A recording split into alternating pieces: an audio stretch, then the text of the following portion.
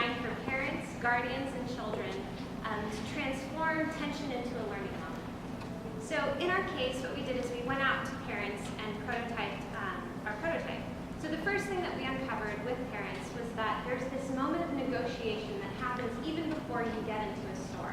And what this looks like is mom's in the car and she's talking to her kid and she says, "We're going into Target, but all we're getting today is laundry detergent." Ultimately, what this turns into in store is a tantrum and a total meltdown. And this is absolutely mortifying for parents. What's critical in here is that this is the moment when the kid expresses their desire to acquire something and the parent has to react. And what's really important in this is that this is actually when financial lessons are being taught and learned. So in terms of showing this prototype to parents, what we found is 4 out of 5 of them were actually asking us how soon this was going to launch because they wanted to put it to use for themselves. So now that we've covered our primary user, we want to move into our secondary user, which is the child.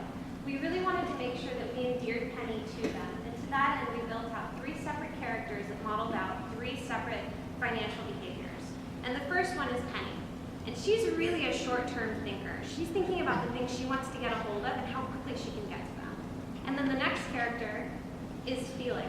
He's a long-term thinker in terms of his finances. So he's setting up goals, he's figuring out the ways that he's going to meet them. And then last we have Corey, who's a cow.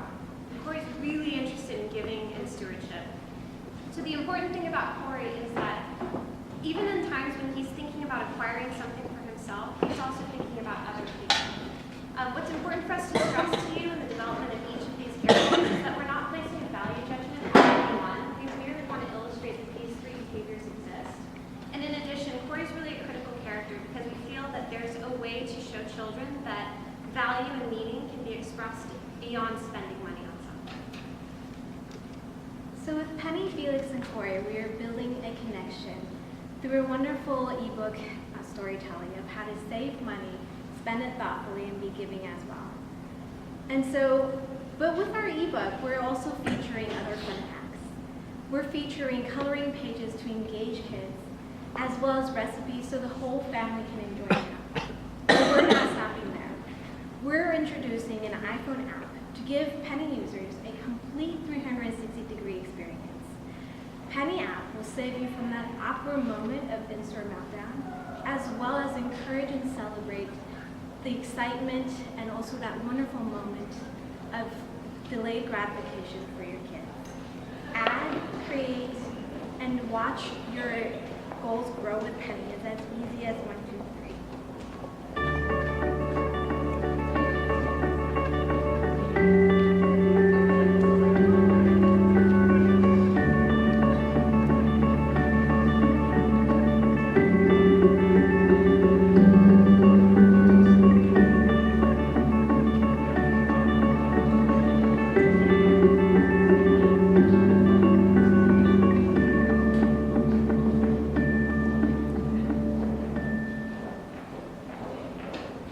These 2 touch points exist in a larger system, an ecosystem in which Penny herself operates. The most important thing for us, of course, is the user experience and interaction that happens between the parents and the kids. This happens, of course, with the ebook touch point, as well as the iPhone app. These things happen not only at home, where they're sitting on the couch and watching TV and interacting together, but also in home, where the digital touch point is incredibly important. In the future, we imagine Penny growing and expanding to becoming a physical toy that the kid can then play with and endear the entire system even further. What's also important with the ecosystem is acknowledging how important the back end is to Penny. In order for Penny to be seamless for parents to use and take pictures, which we just saw in the video of objects and things that kids want to save for, we need to make sure that we're partnering with the correct people and companies. We see these partners as both Amazon as well as eBay, and then in the future we'd love to partner with an organization and store like Target, who has really clear ideas about how interaction in store should happen. Where money comes out, money also comes in, and so what you're seeing here in the orange is also where we will need to be allocating funds in our financials to make sure Penny works seamlessly. Our first goal for 2014 will be to reach 30,000 parents. How will we do this? We firmly believe that in order to prove out and validate that Penny is something that parents want, that we need to bootstrap this. So we will be initiating a Kickstarter campaign which will tell the story of Penny and ask parents to begin to participate in this journey with us. We will be giving away the iPhone app as well as providing the first 4 installments of the ebook activity kit that will be delivered in the last quarter of this year. But where does Penny go from here? It is important for us to scale Penny in order to reach as many parents as possible. We have scoped out a TAM of 16 million. That includes parents with kids ages 5+ who make over $50,000. If we narrow the market even further in terms of being realistic with our market shares, we're looking at actually 12 million individuals. It's important to acknowledge that Penny requires the use of a smartphone device. In year 2, our stretch goal is to reach 300,000 parents. And in year 4, we're looking at 6 million. This represents a 10x growth year over year, which we will fund with concerted marketing efforts. And so how do those users turn into money? Price the app at 99 cents. Really, our revenue is going to come from the activity pack and ebook, which will be priced as a subscription model, $36 a year. And so where we start to see exponential growth, that 10x growth, is in year 2015, where we move from 300,000 moms, or where we capture 300,000 moms. And the impact. Penny, the educational-based platform, is really going to eliminate these in-store meltdowns and facilitate the families, parents talking to their kids about money, to really bring that financial monster out of the closet and confront it head on. And of course, empowering parents to really take hold of that financial role model role. And long term, as kids become more fiscally responsible, we'll reshape the economy one kid at a time. So our ask to you, as Liz said, we're going to bootstrap the first year. So we're going to kickstart it and also pitch in whatever we need to get to 30,000 moms. But for 2015, we'll ask for 150,000 to reach that 10x 300,000.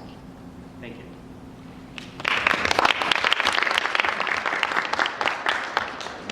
Okay. You guys didn't introduce yourselves. It's my first time, so let's go through that. Let's practice that. Yeah, I did. Yeah. Oh, okay. I Do we- understand that. Yeah. Do we need to introduce ourselves individually when we I talk? think it depends. It's a stylistic. I'm sorry, I missed that. That's okay. Yeah, I actually missed it too, so. And do you want more like roles, or is it just names? Like I'm the CEO, I'm the CFO, like I'm the head of product, like that? type No, of I thing, think or is it- names are more important than Okay. roles. Okay. And I think it's, how do you make that personal? Yeah. Like if we're meeting you for the first time, you want to, get a personal connection. So. Maybe we can do it as we did one time and then reinforce who we are when we step up. Yeah, it's up to you. You guys figure Okay. that out. You're trying to make a personal connection. It's just like at a cocktail party when you walk up to someone and say hi, so-and-so. You're using that charm mood, or the mood music that you guys all Yep. Okay, so, part of that comment. I think you guys have a really, great foundation for presentation here, in terms of the visual flow, and, it seems like the length is about right, the video seems about right. There's some stylistic points I have. Why don't you go through that now? Okay. I think your staging is a little staid, right? Because two screen, right? So it's a basic composition. So I think you guys can flow a little more on the stage. I'm wondering if the characters, which are really your protagonists, the pig, the cow, what's the other one? Fox. How do you guys make us love them, and then utilize them throughout the storytelling, right? They kind of get dropped after you introduce them and talk about them. And so, there's an amazing convention. You're going to introduce us to these cute little characters, and you kind of hook us into them, and then you kind of take them away from us. And it's like, and so, can you use them throughout this in some sort of way? And can you bring it to life better? I mean, I think the illustrations are nice, but can you actually physically make them as stuffies and introduce them that way? I mean, we had first residency we ever did here, a Rick used hand puppets. Well, I've never seen that before. I haven't seen a sense either. But here's an opportunity, maybe the hand puppets could work, I don't know. But anyway, so like, how do you bring them to life a little bit to endear us, right? My big concern was we are making an app. I think you're offering us much more than an app. I think you need to describe the offering as more of a service, a platform, a social impact, something that enables, you talk about the social impact of that service as well as the value creation, the revenue creation. So I think you need to like make it bigger than just an app, right? There needs to be a little bit more kind of enunciation in the way that you talk. It's a little bit different when you're on stage. You know how actors are like, you know how many drama, they're always like dramatic when they talk. That's because on stage they have to be dramatic to punctuate the story with the right words. So, although the volume was right in some of the cases, some of the cases not, think about like how do you punctuate and pace the language so we kind of, when we move with it, we get enveloped in it. It washes over us. It's just like, it's not like bam, bam, bam, bam, bam, bam. You know what I mean? It's more, it should be more kind of rhythmic. I'm sure Ashley's going to say don't use the word tan. How do we turn users into money? Sounds a little greedy. I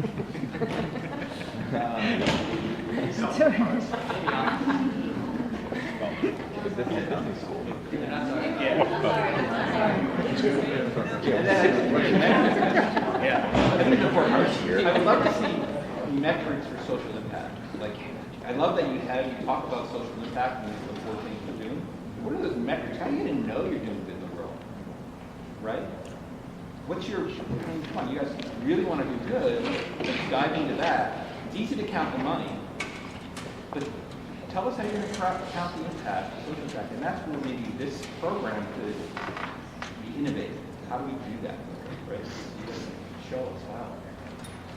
Then obviously, I love the magic moments in the slides, where like the little things drop in or magically appear as you're talking. I think that's a really good example of how do we innovate in this medium. That's not your typical PowerPoint, like crazy transition, but more artful transition. There's no flames involved. Yeah, there's no flames involved. Obviously, the ask slide, you messed that up. The transition guys. Yeah. But overall, I think it's really nice. Yeah, I agree with all that. Let's see. I particularly agree that you should make the characters physical, make them real. Because you're making an ebook, you're making an app, you're making toys, or you talk about all these things, and just these are easy things to just have up here in some way. And from a storytelling standpoint, I was just curious. You don't have a bad guy character. You don't have a waster as one of your characters. I don't know whether that's, traditionally stories have an adversary, have an anti-hero, so I don't know whether you need that or not. But that's content, that's not style. It's kind of like Cookie Monster. Cookie Monster. Is there, I don't know what the traits are, but do you need that? I thought that I was a little confused about the ask because you said, we're just going to do this with Kickstarter, and then you say 150K. And is that 150K objective with the Kickstarter? I mean, in some ways I'd rather see you say we need X resources to get to our milestone. And you can even say our plan of record is to launch a Kickstarter to get us started. But if you have an audience that you're pitching to, if the best you got is click on my Kickstarter, you've kind of wasted your shot in front of the audience. So asking for something more tangible from the audience than to check us out on Kickstarter, I think is a better way to use a pitch moment. need kind of about showing more what resources versus just lump sum. Well, so I wasn't clear. Can you comment, is 150K, what, is that your Kickstarter goal? No, so that would be after. So the Kickstarter goal would take us through the rest of the year, and then 150K would be for 2015. So you're telling people, hey, we're gonna try to raise money on Kickstarter. I don't know how much you're gonna raise on Kickstarter. And a year from now, come check back with us, because we're gonna want 150K. You just wasted my time, all right? You know, in terms of presentation. So bring it in. I mean, you've got an audience in front of you. You're not asking the audience to do anything as a result of this presentation, except to just, you know, be aware that you exist. And that's sort of what wasted opportunity. Do we say what the 150,000 we're use that for specifically, like the developer content? Well, when you have people right in front of you, tell us what we can do for you right now. I mean, if we want to do something, what can we do? And how will that move you, how will that move you forward? I think yes, because I think it's authentic. Like, I want to get to know you, what your strengths are, where your weaknesses are, and how I can help you. Right? So, and if you lay out like what your plan is and what you need to fulfill your plan, then I can help. I can more easily help you, right? And it also shows me that you guys have a good plan or a bad plan. Right. If it's a good plan, I gain confidence in you, right? And that's what you want to do. This is all about gaining confidence and trust in this team of people. Yeah, just one other thing I'd like you to think about. You present two core value props. One is eliminating tantrums, and the other one is financial education. A lot of people would say that's one more key value prop that a startup ought to have. So, you may want to just think about whether to lead with one, sort of focus on one. I mean, as you've interviewed parents, is the thing they're responding to the tantrum prevention issue or the financial education issue or both?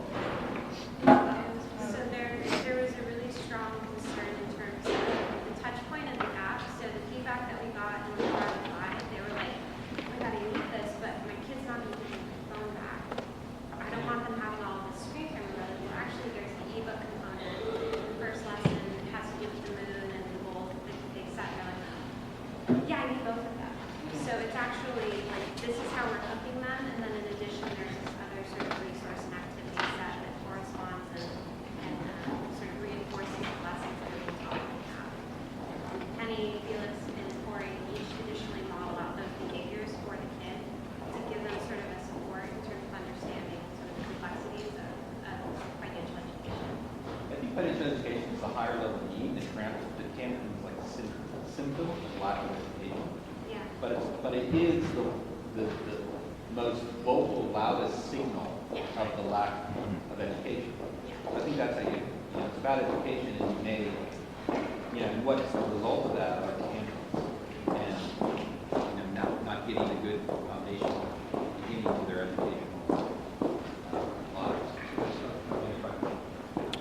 Just something regarding the video. I was kind of unclear of what was happening in the video. I don't know if anyone else got that in terms of it. Maybe just be more descriptive on this is a portion of it, this is kind of like a part of it. The other thing is that I don't know if you're trying to create an ambiance with the background. I kind of thought it was distracting, or it might be better just to kind of have it on white, but that's just personal. I mean, if you feel like... The slides? Sorry? The slides? The background of the video, where the app is in place. I mean, that's definitely your preference in terms of if you want to create an ambiance in the background, that's fine. But you can always go with white. That's just more clean. Aside from that. Yeah, I mean, I think for me, the background works because it was like mom kind of context setting.